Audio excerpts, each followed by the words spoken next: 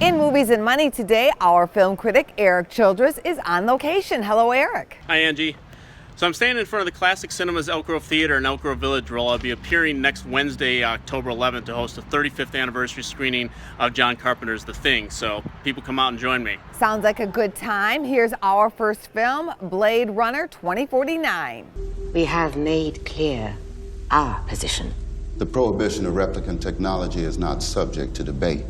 Nor is its repeal.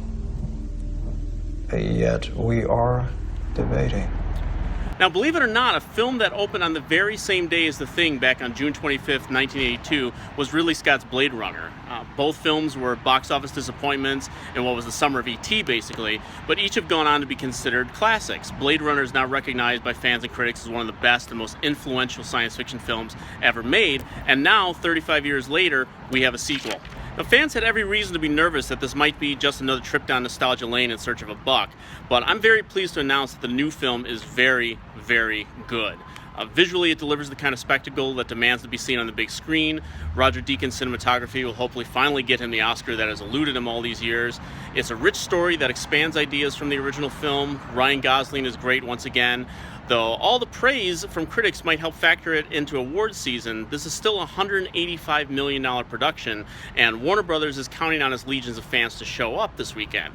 Now, they're projecting around 40 million or so this weekend, which is a safe middle ground to predict, but is going to need some legs and support from the international community to make up that budget. Erik, there's some good old-fashioned family fun coming to the box office this weekend with My Little Pony. You have visual on buttercream? Visual confirmed. Go for cleaner. Everything old is new again, right? Cartoons, toys, wherever Hollywood can find an idea for a movie. So now here comes My Little Pony. It's hardly updated with modern CGI technology or as some hybrid live-action film. No, this is pure animation, and though I haven't seen the film, I can say I've seen better-looking images in the 1980s on Saturday mornings. On the other hand, this is a brand that has developed a very interesting fan base. Their dedication is also going to be tested this weekend as Lionsgate continues to seek films that they can piggyback a franchise onto. Power Rangers failed earlier this year, but their reboot of the Saw series is coming out in time for Halloween. And don't be surprised if they try to reunite Ryan Reynolds and Samuel Jackson for Hitman's Bodyguard sequel, because I don't think My Little Pony is quite going to cut it. And finally, a film that debuted at the Toronto Film Festival, The Mountain Between Us. How long's it been? 36 hours. We've got plenty of water as long as we can melt the snow. I had this film on my schedule at the Toronto Film Festival, only to discover that the press screening was actually canceled. So when I finally caught up with the film, part of the mystery of that cancellation actually subsided. Now, I love tales of survival, and here you have Kate Winslet and Idris Elba crash landing a chartered plane into the mountains. You can kind of guess which direction this film goes in, but what surprised me is just how little tension there actually is in their plight.